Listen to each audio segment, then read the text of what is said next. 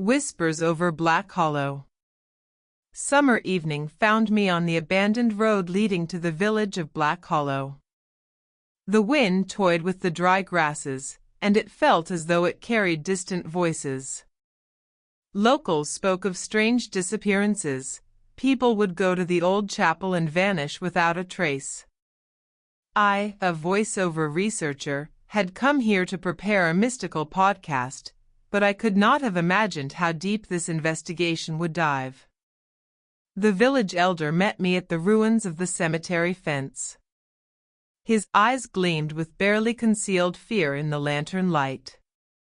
He whispered, "Do not go down there alone, and do not heed the call of the children."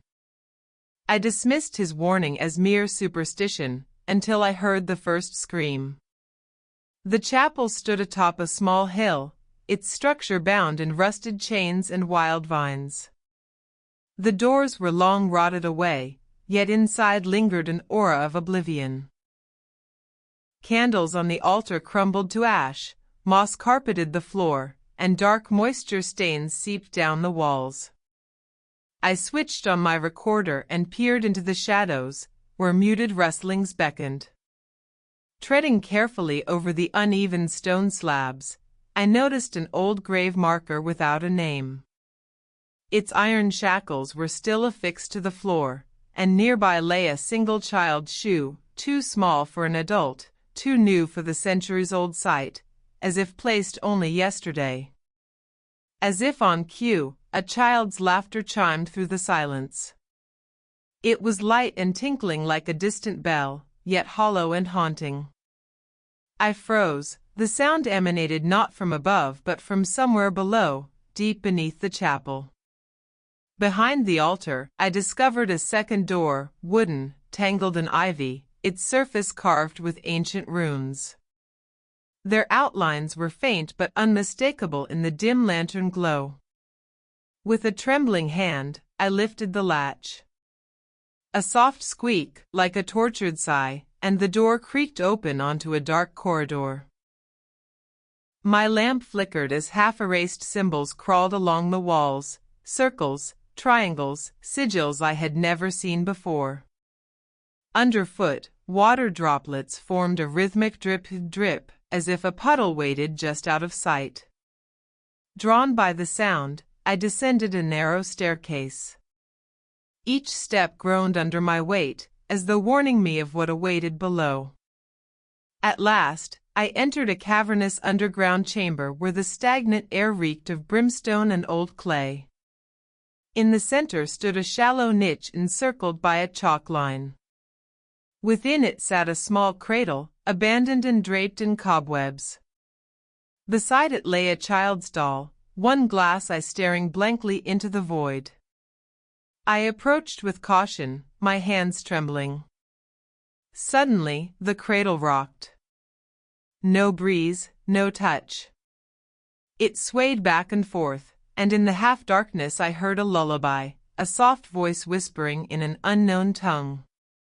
In that instant, a faint scrape sounded behind me, the footsteps in the darkness. At the edge of the shadows, a child's face flickered into view, pale, its mouth torn into a jagged smile. Its eyes shone with equal parts joy and malice. I stew. Chapter 2, Echoes in the Chamber. Silence stretched between the chalk circle and the cradle as the echo of my surname faded into the damp air. My heart thundered, each beat a drum summoning the shadows. The doll's single glass eye caught the lantern's flicker, and I sensed the room contracting, as though the darkness itself inhaled. I forced my voice past choking fear. "Who are you?" I called, but my question dissolved into nothing. No reply came, only the lullaby, softer now, yet more insistent, weaving around my ankles like ghostly fingers. The runes on the walls began to pulse, faint crimson lines tracing themselves into sharper relief. Each symbol seemed to throb with memory, unlocking visions behind my eyelids. I saw cloaked figures in candlelight, offering children's toys at the altar. I saw iron shackles clamped onto tiny wrists, laughter twisting into terror. And I saw one child, pale, gleaming eyes, whose face was a mirror of mine. I stumbled back, adrenaline surging. The cradle's rocking halted. In that stillness, a single pale hand emerged from beneath the cobwebs, followed by a small body that defied logic. The child rose, hovering above the cradle, weightless as mist. Its head tilted, and it sang the lullaby without moving its lips. Memories I didn't know I had clawed at my mind, snatches of a nursery I never lived in, of lullabies my mother never sang. A name I barely whispered, Cecilia. The child's voice coalesced into a whisper, "You promised." I dropped the lantern. Darkness swallowed it, and I was plunged into ink. Panic flared, but then the recorder's red light blinked at me, steady and reassuring. Grasping it, I pressed play, and heard my own voice from earlier, warning not to listen to the children. My voice cracked with fear, but it was my lifeline. I shouted, "I know your name. I won't let you take me."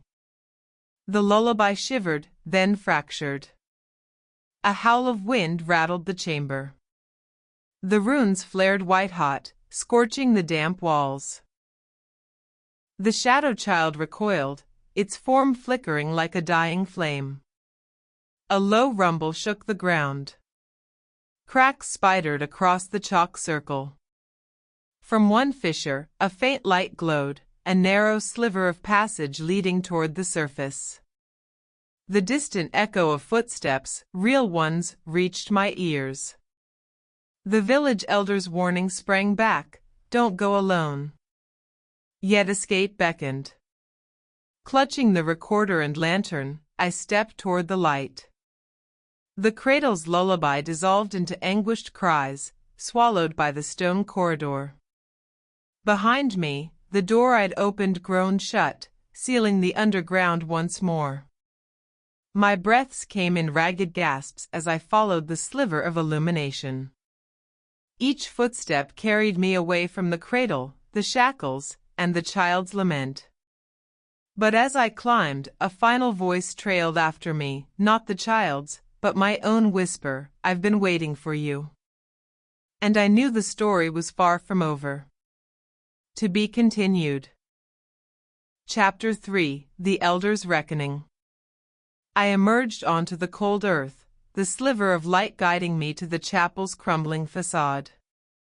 The village elder stood waiting, lantern raised, his face ashen beneath its glow. His eyes betrayed relief and dread in equal measure as he whispered, "You made it, but at what cost?"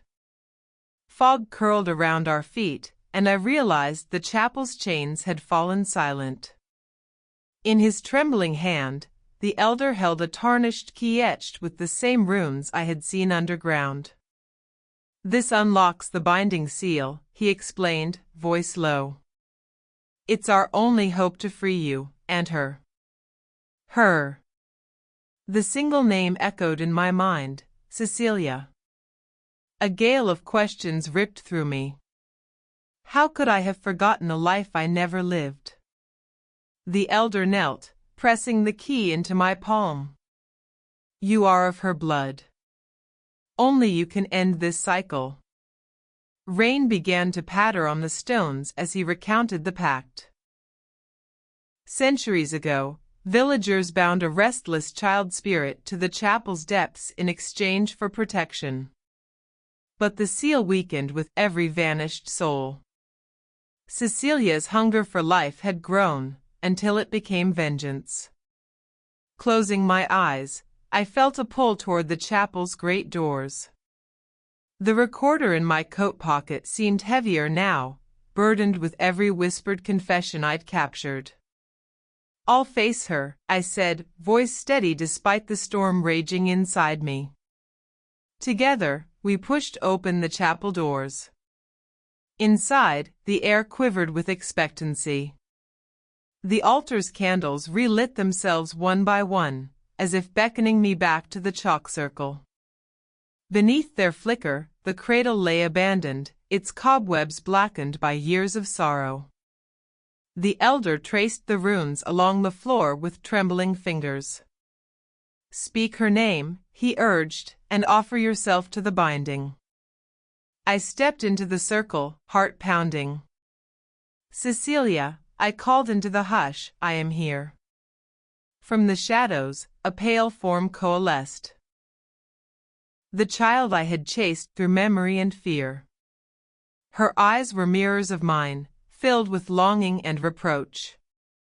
She drifted toward me, arms outstretched, her lullaby a lament that cracked the air. I raised the recorder. "By blood and voice, I release you," I declared, pressing record. The runes flared molten white, and Cecilia's form shuddered.